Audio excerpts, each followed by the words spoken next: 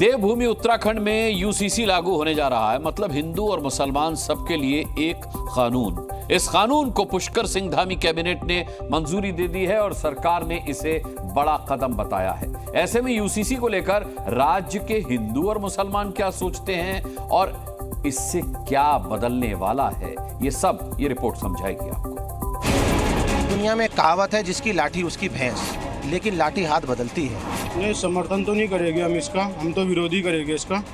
UCC लागू नहीं होनी चाहिए। मुस्लिमों का ये गुस्सा उत्तराखंड में लागू होने जा रहे हैं एक समान कानून के खिलाफ है। वो कानून है यूसीसी, जिसका मतलब है सबके लिए एक कानून। हिंदू के लिए जो कानून, वही मुसलमान के लिए भी। ये कानून अब देवभूमि में लागू होने जा रहा है। उत्तराखंड देश का पहला ऐसा राज्य है जहां यूसीसी कानून बन चुका है। उत्तराखंड सरकार ने यूसीसी की नियमावली को मंजूरी दे दी है, जिसके बाद राज्य में समान नागरिक संहिता लागू करने का रास्ता साफ हो गया है। 22 के चुनाव में देवभूमि उत्तराखंड की जनता के समक्ष गए थे, तो हमने ये वायदा किया था कि हम सबसे पहले सरकार बनने के बाद पहला काम करेंगे, यूसीसी का विधेयक लाएंगे। हम यूसीसी का विधेयक लेकर आए। 2022 के विधानसभा चुनाव में बीजेपी ने उत्तराखंड में यूसीसी लागू करने का वादा किया था और चुनाव जीतते ही धामी सरकार ने यूसीसी लागू करने की तरफ तेजी से कदम बढ़ाए। सबसे पहले कैबिनेट में यूसीसी बिल लाया गया और मंजूरी देकर राज्यपाल के पास भेज दिया।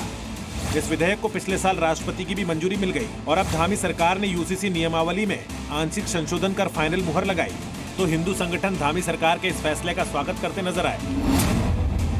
मोदी की परछाई है और पुष्कर धामी भाई है। आज पूरा उत्तराखंड का एक एक वासी बहुत ही प्रसन्न है, क्योंकि सबको एक समान हक मिलने वाला है। हमारे उत्तराखंड राज्य में लागू होगा और इसके लिए मैं माननीय मुख्यमंत्री जी को बहुत बहुत साधुवाद दूंगी। हम सब उत्साहित हैं और जिस प्रकार से प्रदेश के द्वारा ये प्राथमिकता के साथ किया गया कि यूसीसी उत्तराखंड में सबसे पहले लागू करेंगे, लेकिन मुझे लगता है कि पूरे देश भर में इसे प्राथमिकता के साथ लागू करना चाहिए। सरकार को भी मैं धन्यवाद देना चाहूँगा, क्योंकि समान नागरिक संहिता हमारा वर्षों पुराना एजेंडा है, वो आज पूरा होने जा रहा सपना। तो मैं बहुत प्रसन्न हूँ और जनता भी प्रसन्न है। यूसीसी की नियमावली के तहत शादियों का रजिस्ट्रेशन अनिवार्य होगा। सभी धर्म संप्रदाय के लिए तलाक का एक समान नियम होगा। पर्सनल लॉ के नियम लागू नहीं होंगे। बहु विवाह पर रोक लगेगी। लड़कियों की शादी की उम्र एक समान 18 साल होगी, फिर चाहे वो किसी भी धर्म की क्यों न हो। सभी धर्मों में बच्चों को गोद लेने का अधिकार मिलेगा, लेकिन दूसरे धर्म के बच्चे को गोद नहीं लिया जा सकेगा। इस्लाम की हलाला और इद्दत जैसी कुरीतियां बंद होगी। उत्तराधिकार में लड़कियों को लड़कों के बराबर हिस्सा मिलेगा। लिव इन रिलेशनशिप का रजिस्ट्रेशन कराना अनिवार्य होगा। लिव इन रिलेशन से पैदा हुए बच्चे को शादीशुदा जोड़े के बच्चे की तरह अधिकार मिलेगा। धामी सरकार के मुताबिक इस कानून से समाज में फैली बुराइयों को मिटाने में मदद मिलेगी, लेकिन मुसलमान इस कानून को इस्लाम विरोधी बता रहे हैं। उनका इसलिए विरोध नहीं करते कि किसी धर्म वशीष के खिलाफ है, ये संविधान के विरुद्ध है।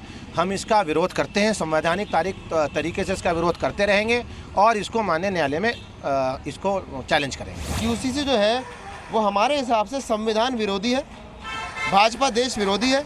यूसीसी का हम विरोध करते हैं और हम माननीय कोर्ट की शरण में भी जाएंगे और अगर सड़कों पर आना पड़ा इसके विरोध में तो सड़कों पर भी आएंगे। बस आपका कानून है, लिखा हुआ संविधान है। हमारे हिंदुस्तान में हर मजहब के लोगों को हर तरह के से जीने की इजाज़त है, लेकिन अब आप जो है नए नए कानून पास कर रहे हो, तो उससे तो देखो जनता को विरोध होगा ही। यूनिफॉर्म सिविल कोड के लागू होने के बाद से पर्सनल लॉ बोर्ड के अधिकार कम हो जाएंगे, इसलिए मुस्लिम धर्मगुरुओं को इसमें खोट नजर आ रही है। यूसीसी एकतरफा लागू किया जा रहा है और इससे कोई विकास होने वाला नहीं है, बल्कि ये समाज को जोड़ने के बजाय समाज को तोड़ने वाला ये यूसीसी बिल है। इस पर गवर्नमेंट को दोबारा पुनर्विचार करना चाहिए। यूसीसी सबके लिए है, इससे हिंदू और मुसलमान का भेद मिटने वाला है, लेकिन कुछ लोगों की मंशा ही विरोध करने की है। वो यूसीसी पर भ्रम फैलाने में जुट गए हैं, क्योंकि लोगों को गुमराह करके गलत बयानी करके ही इनकी दुकान चलती है, जिस पर यूसीसी के बाद ताला लगने वाला है। ब्यूरो रिपोर्ट, जी मीडिया।